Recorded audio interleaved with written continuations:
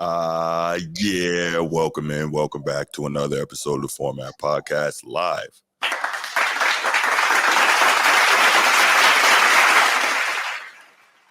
So this is a late night, Friday night edition, kind of odd. Normally we do this on Saturday night, but tomorrow night at our normal time, Notre Dame and Texas A&M are going to be on live in the primetime game on, on ABC. So we decided to push this, and also we decided to try it at a different time and see what type of turnout we got. Right now it's looking kind of slow, kind of empty. So we'll wait a few minutes and see if we get anything going in the chat before we get started. But got my main man G with me. What's good, G? What's going on, Bruce? Fellas. Maintaining as always. Yeah, no doubt, man. I think we got some pretty interesting stuff to talk about tonight, man. Oh yeah. No questions. We got the Buffs. It's a real popular team, man. Extremely popular team. Oh, that's what you think? Oh yeah, that's what I know. Yeah, no doubt. Definitely one of the biggest stories in sports still. Yeah. And a lot of that, of course, got to do with Deion, and we'll get to that. But I was watching that game last night, and it was very interesting. Definitely had me on the edge of my seat. Yeah, very entertaining. Yeah. I couldn't imagine what it would have been today if they had lost, because I'm like, man, North Dakota State came out and had no fear whatsoever. That would have been real interesting. Yeah, especially for Deion, man. But he got some superstars on that team, man. Those guys are pretty good, man. Pretty good. Yeah, he got definitely a lot. Quick question for you though. I got a quick question. It's a little off subject. Did you see the joint where LeBron was trying to slide in the GOAT talk? Did you see that? Man. Again, that's what he does, man. That's what he does. We actually gonna touch on that with the quick hits, man. That is definitely what he does. It's crazy, man. Absolutely wild. But you know what? Let's just go ahead and get started, and we'll see where it goes from there, man. So like I mentioned, normally we do these shows on Saturday night, 7 p.m., but we try to do something a little different tonight.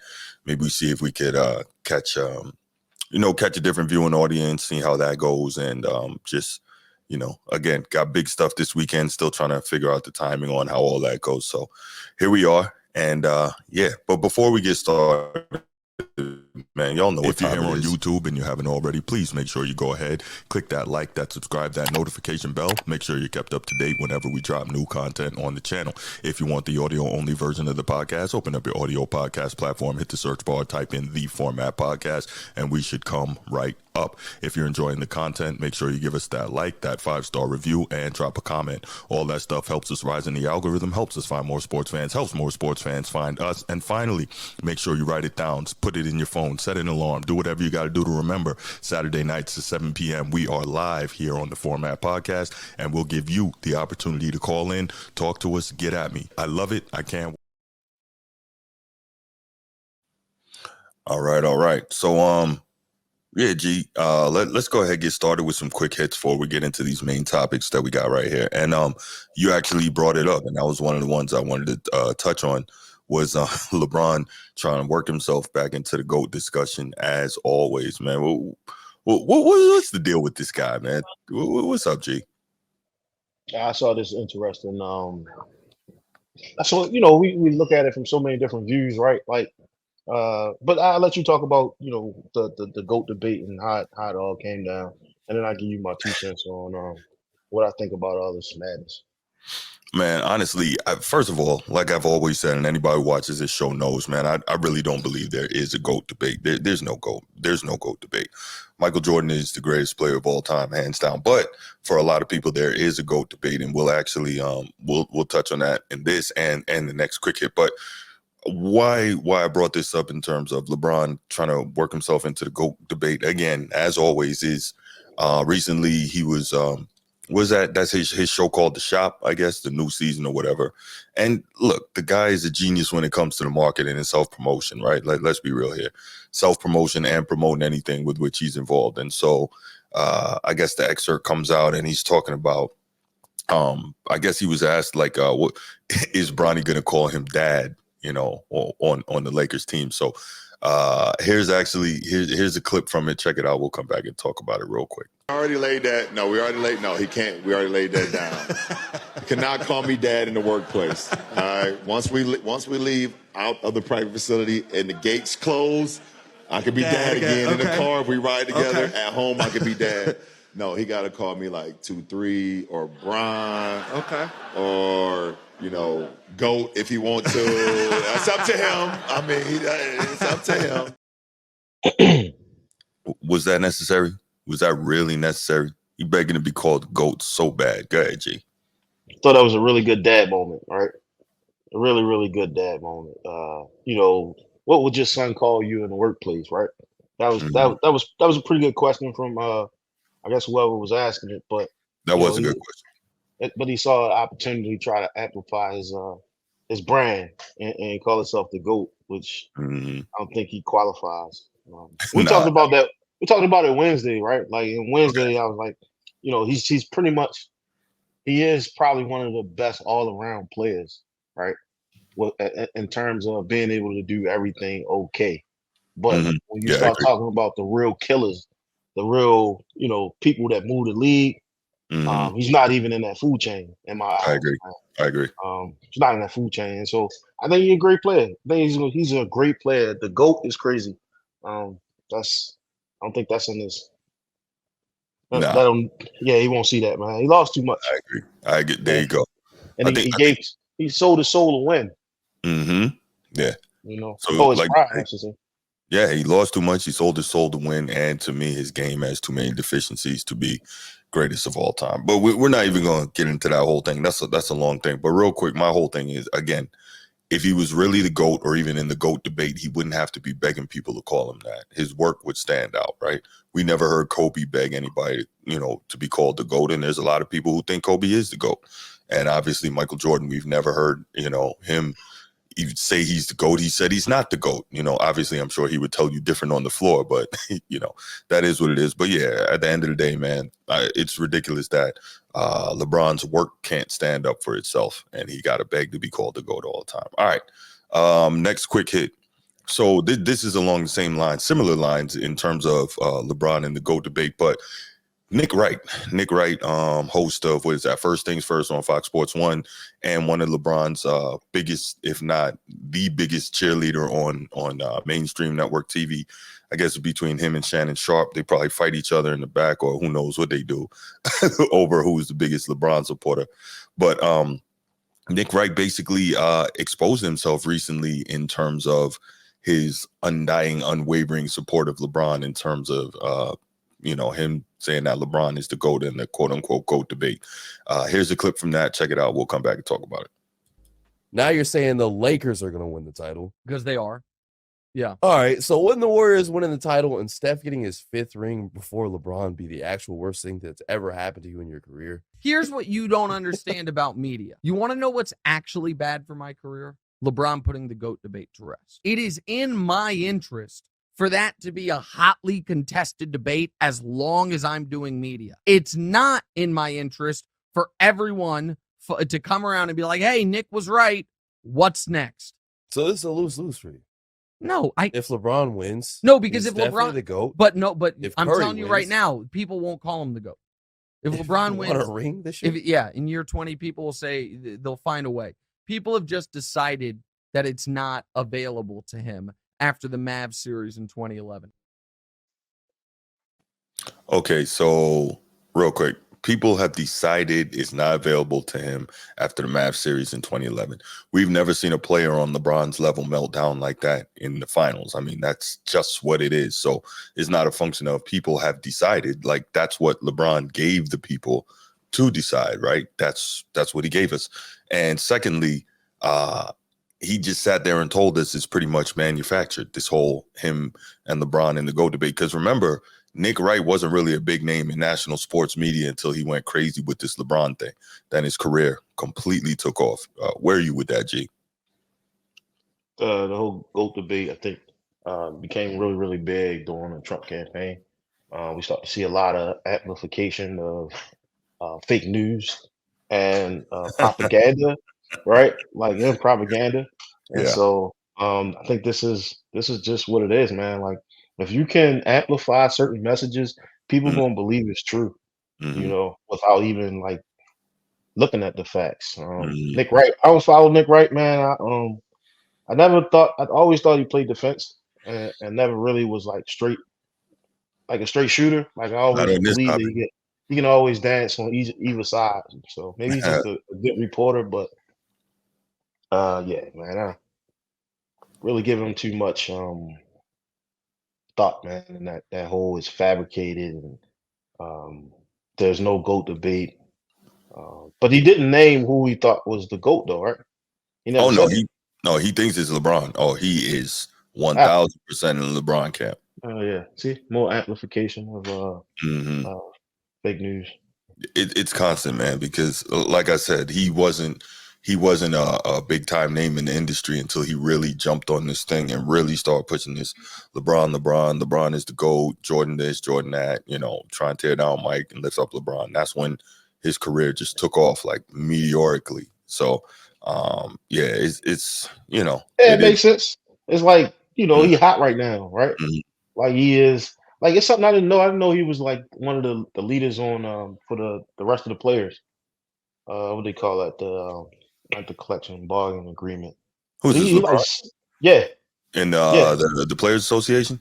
yes, yes. Okay, I knew Chris Paul was one of the guys. I didn't know, and Mr. Brown, but I didn't know that LeBron was one of them too. Y- Yeah, I was watching something, I forget what it was. Yes, what was it Brandon Jennings was talking about, like how there was what topic was this? They was talking about there's no such thing as a um uh guaranteed contract, right? Yeah. Hmm. No such thing as a guaranteed contract in the NFL. There's only like a few players and in the NFL and in the NBA is only a few players that's getting guaranteed contract, but that it was a myth. They was trying to say that it was a myth that's not what was really going on. Like I don't know. Yeah, it's one of those ones you gotta watch. I'll send you the link so you can check it out. But Okay. um, they mentioned that LeBron was one of the leaders of that camp or that organization association. Sorry. Yeah, definitely have to check that out. All right, Yeah. and the final quick hit before we get into the main topics. So this is kind of along the lines of the whole Anthony Edwards thing. Still with the whole players back then didn't have any skill other than Michael Jordan, and people who are in that camp and believe that nonsense are probably those are generally the same ones who also talk about how there was no athletes back then and nobody back then could play today and all of that. And I was just kind of reading some stuff and I was thinking about it earlier and I'm like, wait a minute. So first, guys back then had no skill. We see that's been roundly debunked, and we see the legends have come out and, like you said, they smacked the young fella in the back of his head, told him go sit down somewhere. And on also when they talk about how this era is so much more athletic and so much the players are so much better this that and the third, so that's the only reason Bird was good back then. And I thought about it and I'm like, Larry Bird was super super nasty. Like that dude could go. And for those who are saying like look at this right here, like incredible passer, incredible scorer, rebounder, like he had skills. By the way, he just hit a simple step back. He didn't have to take 14 steps to the left or the right or take, 3 or 4 skips. He just, stepped back. But yeah, so the reason I bring up Larry Bird is because people say that this era is so much more athletic. But I'm like, wait a minute, if this era is so much more athletic, why do you have two slow, overweight white guys in Luka Doncic and Nikola Jokic absolutely running the league and killing everybody? But you're telling me how this era is so much more athletic and Larry Bird couldn't play today. I don't get it, man. What's your thoughts on Larry Bird is cold, man. that monster? Yeah, yeah, yeah. Uh, man, I don't know, man. I get so tired of that whole conversation with players not being able to play in different eras, Hmm. and there's no way you can prove that really, though, right? That's Like you true. can say based off of this, he would do that, but there's no Hmm. way you can prove that. Like if you got the endurance to get up and down the court, you can play in Hmm. that era, right? Are you going to kill in that era? I guess that's one of the main questions. Like, are you gonna Mm-hmm. be able to sustain your numbers over time in that era? Mm-hmm. That's an even bigger question. And to me, I don't think it'll be any change considering like, well, no, we got to take in consideration the rules as well. And so, Mm-hmm. what rules do we look at as far as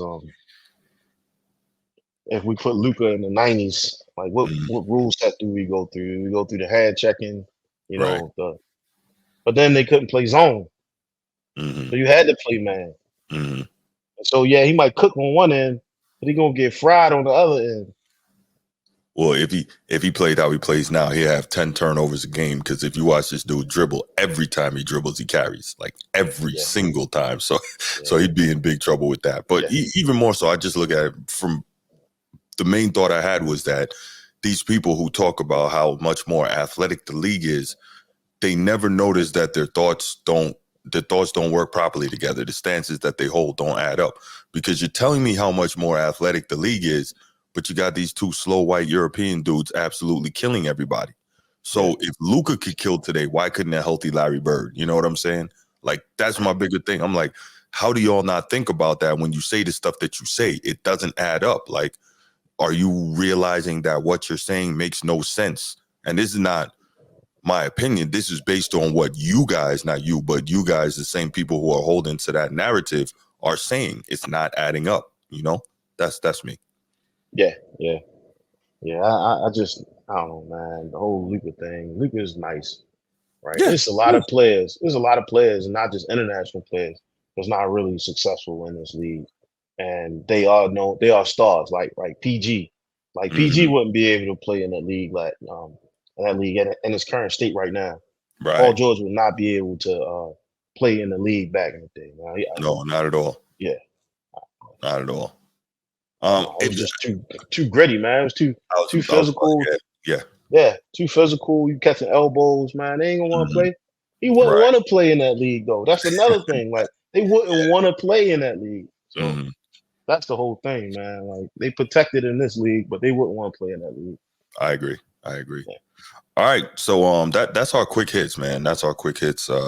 Oh, before we go, one more quick hit. I'm gonna just throw it in there. It was supposed to be a big matchup tonight. Chicago Sky versus Indiana Fever. Last matchup of the year between Caitlin Clark, Angel Reese, and Kennedy Carter, one of the best guards, and one of the guards who really gives Caitlin Clark a lot of trouble on the defensive end. She didn't play tonight. I think she came down with COVID, and that was a tough blow because Indiana ends up smoking Chicago 100-81. And Caitlin Clark was 8 for 14, 5 for 9 from 3, and She had cooked.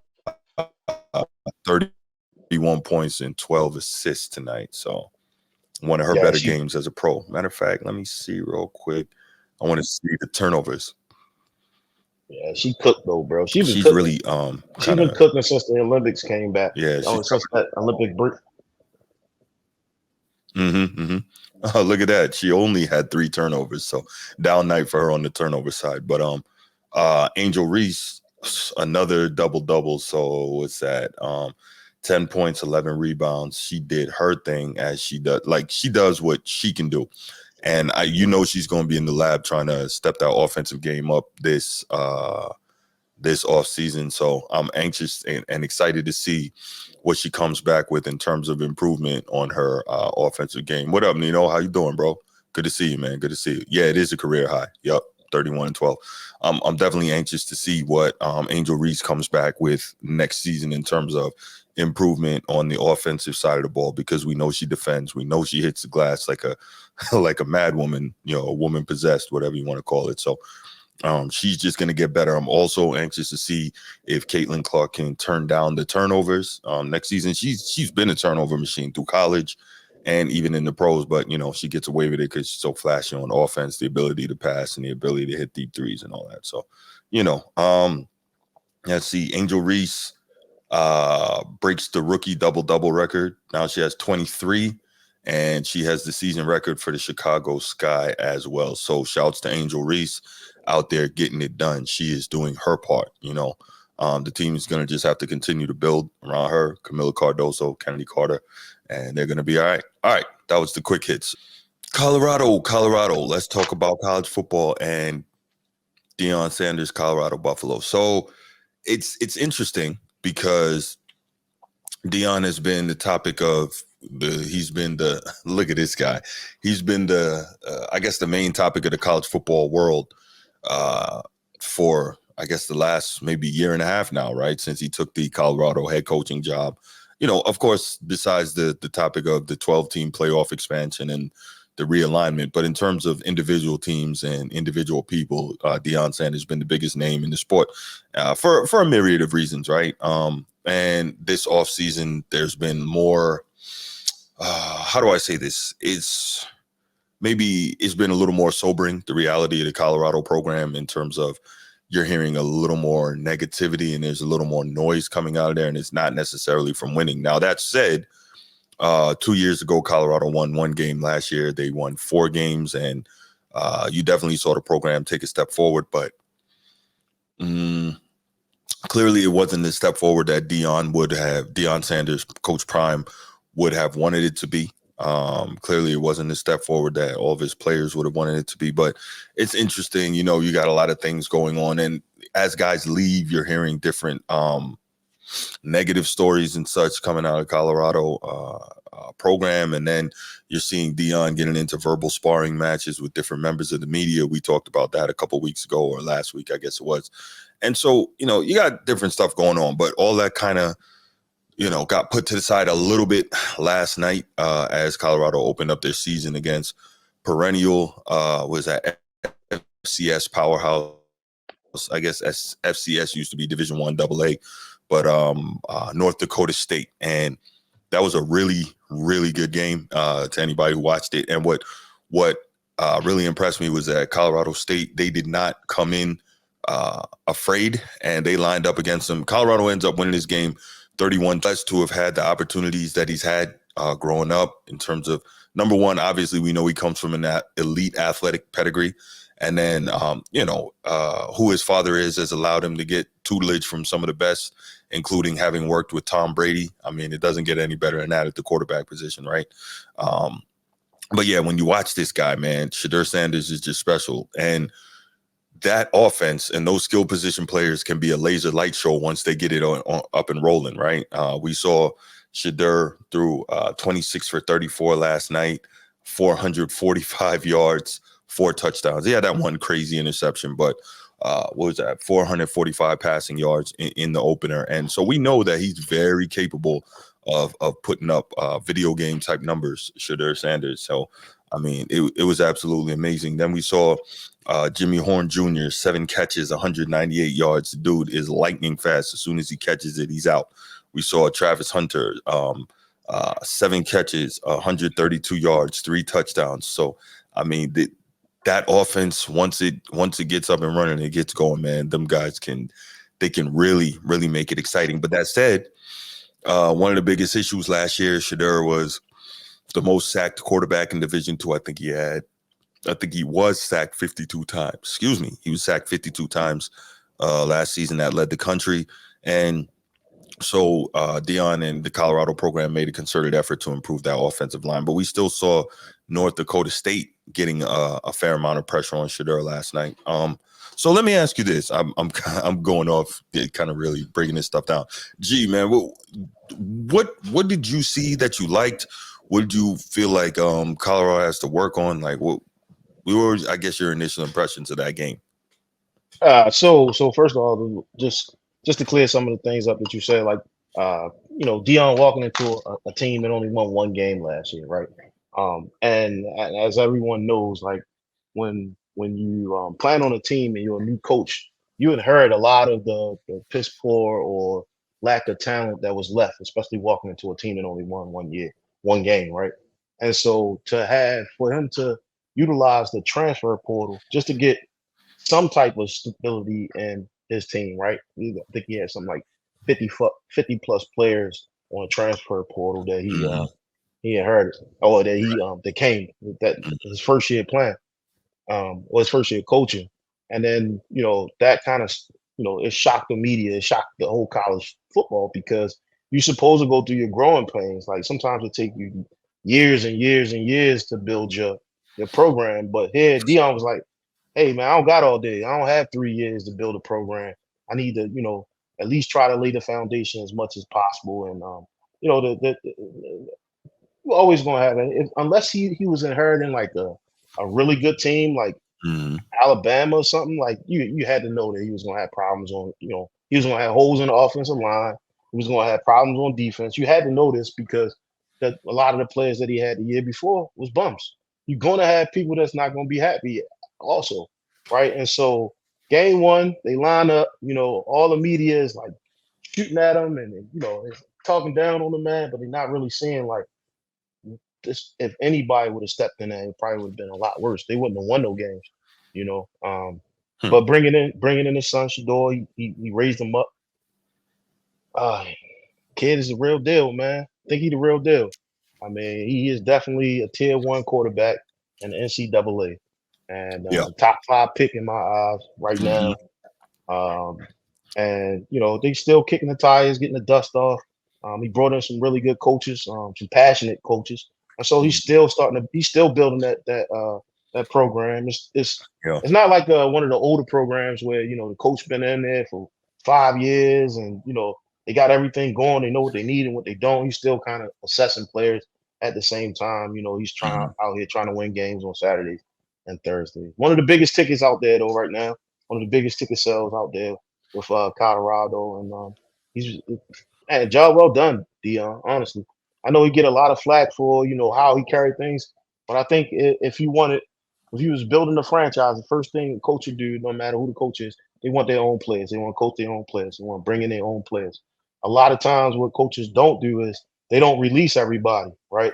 They don't like get rid of the players from previous years. They'll tell them, "Hey, look, you might want to go," but if they like a junior, senior, they normally let them play out. So I think he's gonna get some flack from uh, people who may not understand. Like I don't have 4 years to get ready. I don't have 4 years to win. I got to win right now because not only is media talking about how I'm running my camp, they calling it a circus, right?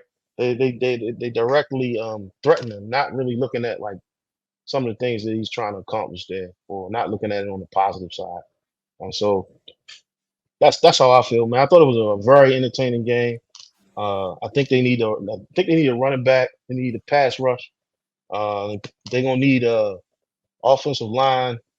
Still think he need more time back there, but they look better than they did last year. I think just the first year thriller win in the clutch that could have been a loss, right? But they got Travis Hunter, man. That dude is the real deal, man. That kid is another top 10 picks, I believe. Yeah, you said a lot. Yeah, yeah. Travis Hunter is a top 10 pick.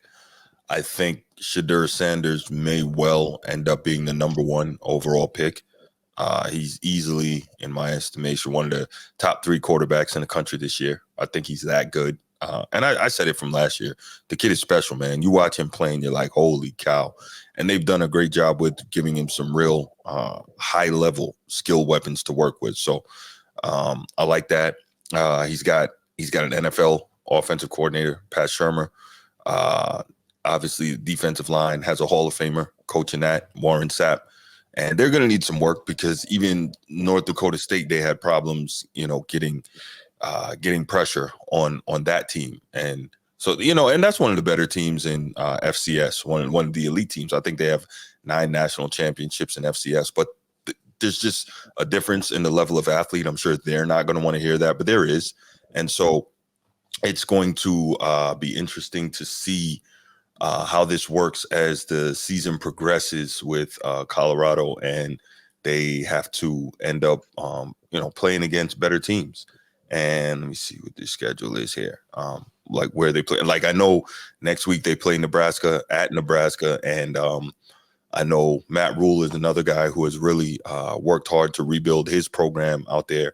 And that's a guy who, he flamed out terribly in the NFL. But if you look at what he's been able to do in his career as a college head coach, he's done a really good job rebuilding programs from Temple to Baylor, and then he obviously had a terrible time in the NFL. Now he's back in college, but next week they play Nebraska in the night game on NBC, followed by Colorado State, in-state rival, always going to be tough. Baylor, UCF, that UCF game on the 28th, I'm definitely going to be paying attention to that one, followed by a ranked Kansas State team, a ranked Arizona team, Cincinnati, Texas Tech, a ranked Utah team, which is going to be the favorite in the Big 12, ranked Kansas, and a ranked Oklahoma State. And here's another problem.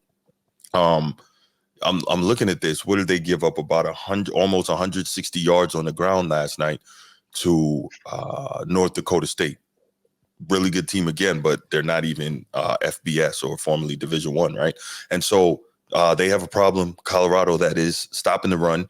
They have a problem running the ball, and that's part of the reason Shedeur Sanders gets sacked a lot, right? He puts up crazy numbers, but they're not able to run the ball effectively. And so, he's back there throwing it a ton. And also, they have, as you can see, a lot of deep passing concepts. So that takes a little more time for it to develop. So if you don't have an elite offensive line, the opposition's going to get through. So that UCF game is going to be tough in terms of trying to stop the run. That Utah game going to be tough in terms of trying to stop the run. The finale versus Oklahoma State, Ollie Gordon the third, one of the best running backs in the country, that's going to be terrible trying to stop the run. So I think looking at this, I think Colorado has an opportunity to win one. If they beat Nebraska next week, that's going to be huge. 1, 2, 3, 4. Ooh, maybe they can get to 6, 7 wins, but that's tough. That's tough.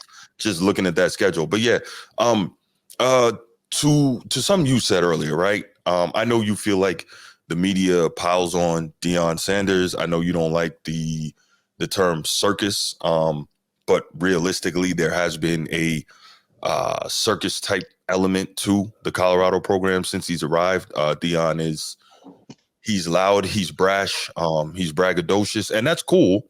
I think that's cool when you're a player, and because when you're a player, you have the opportunity to go out and back up whatever it is you say, right? And I think that's the difference now. He's going to be him. There's nothing you can do about it. He's not going to change it now, right? But I think when you're a coach, it's a little different in terms of being loud and braggadocious and brash because you can't actually go out between the lines and affect winning and losing, right? Like as a player, Deion could talk about whatever, but he can go out there and literally shut down that opposing wide receiver, right? And that's his part of bringing winning to the game and winning to his team.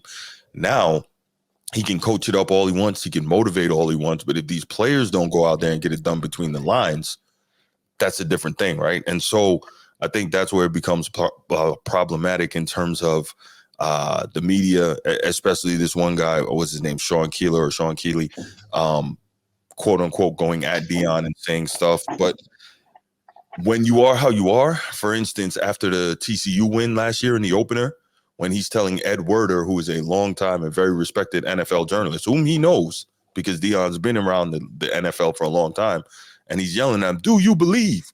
Do you believe?" And, all this stuff. And that's cool. He was caught up in the moment. He was excited.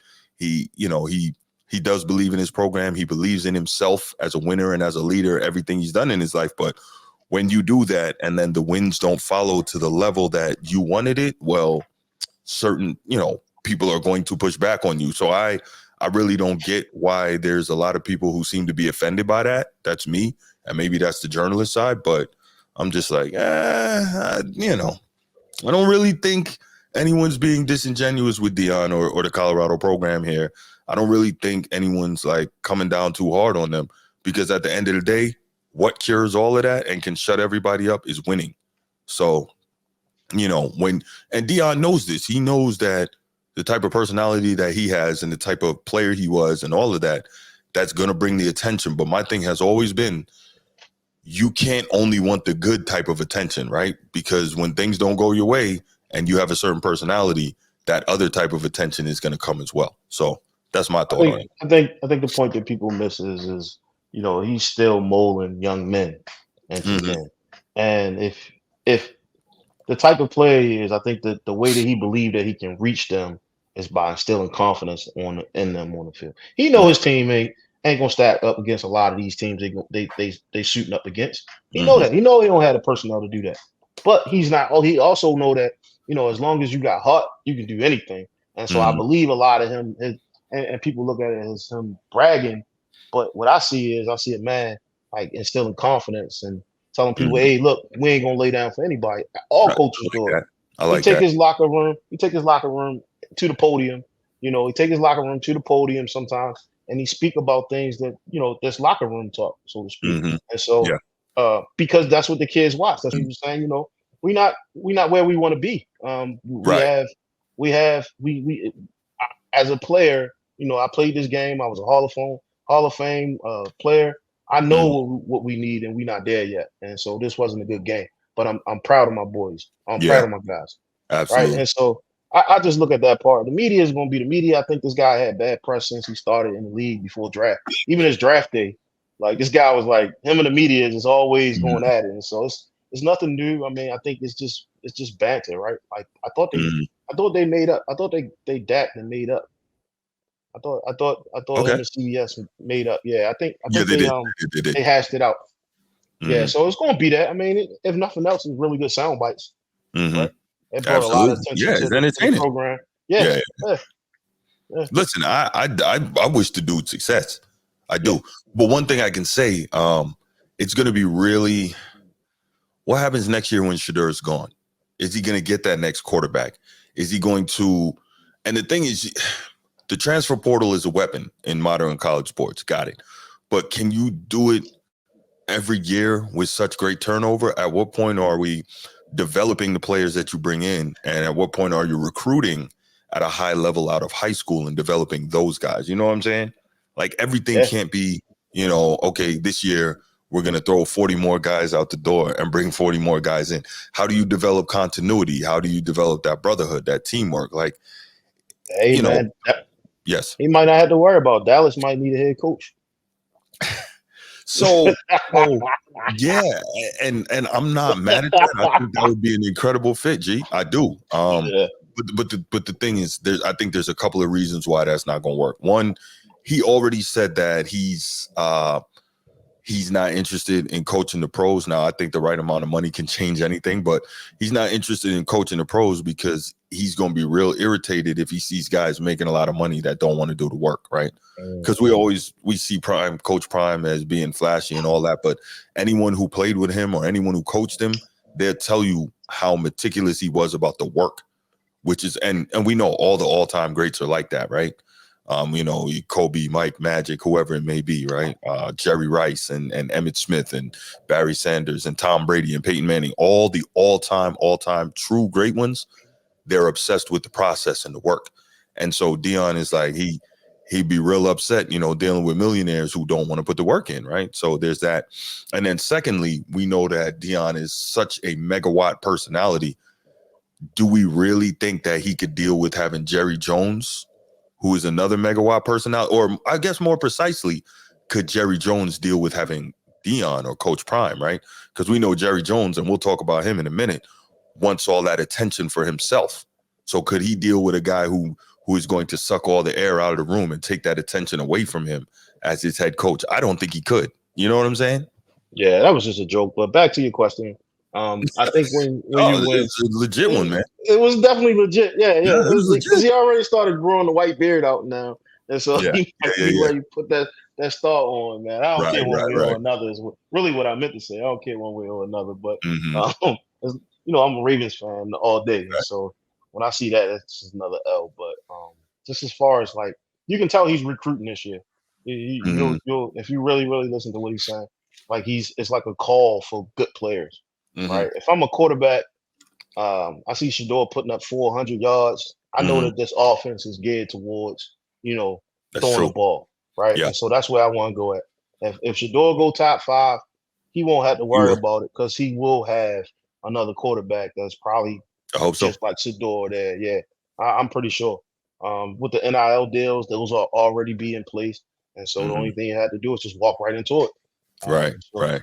so, yeah, I really don't know how that worked, but as far as branding, I think that school was designed for you to go big with Dion, right, from an NIL perspective.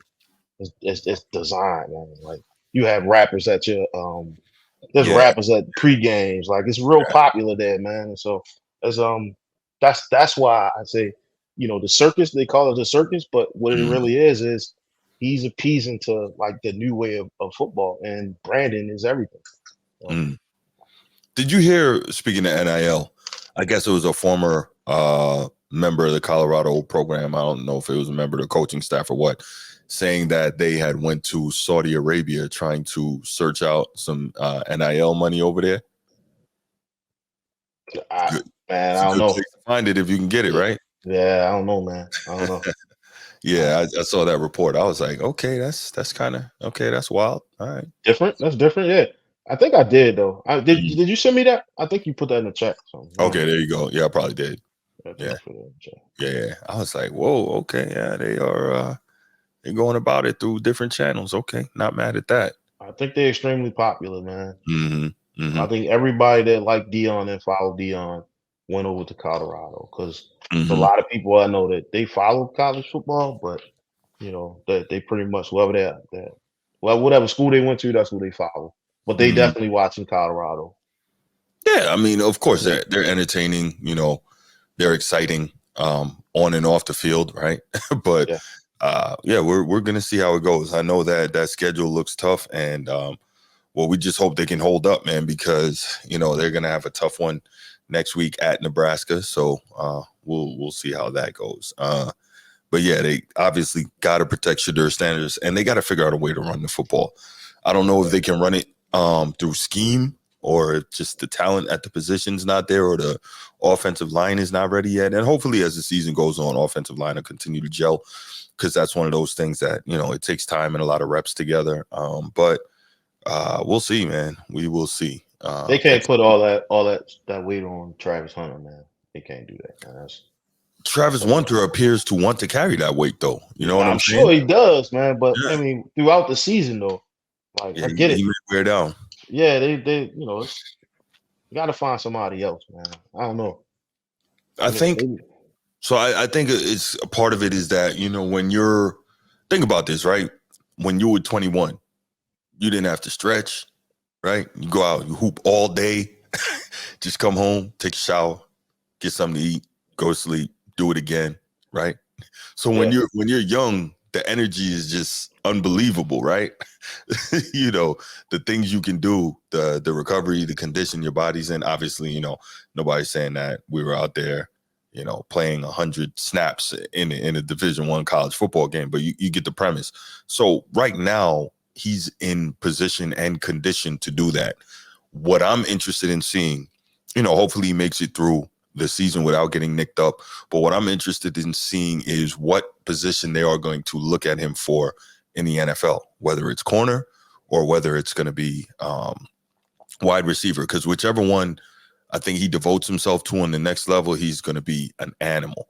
And I think, like, personally, I think I would want him at corner, because now you get the speed, you get the athleticism, you get the ball skills, and he knows what wide receivers want to do. And then plus he got wide receiver hands. So if anybody throws at him, he can take that from him. He's not just knocking it down. He's going to catch it and maybe turn the other way and take that, like real quick. One of the things I always loved about Ed Reed, and to me, what makes him the greatest safety of all time, is not just obviously he can hit you with physicality and brutality, but I love the fact that he was dangerous in terms of, like, more dangerous than a Palomalu in terms of turning the interceptions into points, right? He had the incredible hands, and then he could turn around and take that back the other way. And so I think that Travis Hunter would be that type of player as a cornerback, much like Dion was, right? If you actually throw at him and he can get his hands on it, it might be going the other way. So if it's me on the NFL level, I think I want Travis Hunter as a cornerback rather than a wide receiver, because I think you get double the value if you put him on that side of the ball. as a coach, yeah, but you know what's gonna happen, right? We seen them checks that they handing out, 120 plus mil to play Uh, wide receiver. Man, mhm. I'm playing wide receiver, bro. Like I'm playing wide receiver. Okay. You see I get Shorty what you're hands, he got the stuff, man. With the toe tap in the back of saying. the end zone. The freakiest catch he caught So where you the think dude he's was better like, at wide receiver than corner? I think Shorty is just an animal, man. Like, I think I he's agree. he's an animal, and it'll be hard to put. He can play both sides. He's been playing both sides of the field, so Mm-hmm. at a high level. And so Mm-hmm. I think if I'm him, I'm going wherever the check is, and look like wide receiver's going to pay the most. However, I'm not opposed to him playing corner, right? Like, because he's a lockdown corner as well. Mm-hmm. But you Mm-hmm. just don't see those checks, man. You just don't see those checks. And Mm-hmm. there's more of an opportunity to build your brand. Well, I mean, you can be a lockdown, like they pulling flags right now on defense. So yeah, I would definitely want to be on offense. He got the speed, got the hands, look Mm-hmm. like he got the awareness, the agility. Mm-hmm. Um, yeah, yeah, All right. I mean, yeah. I hear what you're saying. It makes more sense for him to be a receiver. For me, if I'm a coach, I want this dude, or a GM, I want you playing corner. That's what I'm gonna have you as if I draft you, corner. Cooked yesterday though, bro. I know, but Yeah, I think cooked. I get double the value out of you if I have you at corner. All right, let's look at it this way. If Yeah. he just played corner, they would have Mhm. lost. They would Yes, have lost. They would have that's correct. lost. You're Yeah, if he right. just played corner, they would have lost, man. And so, he's starting to show us this year on his first game, that he can put points on the board as well. Saw Mhm. him in the backfield as well. So he's Yeah. him. Well, I mean, obviously, we know that in the league, he's not going to be going both ways. So, Pause. Yeah, no, pause. Yeah, he's not going to be playing both sides of the ball in the NFL. So, like I said, for me, from the organizational standpoint, I want him at cornerback. But I get what you're saying. What would be better for him is playing wide receiver. I totally get it. Yeah. All right. Yeah, my bad. You got anything else? No, I don't.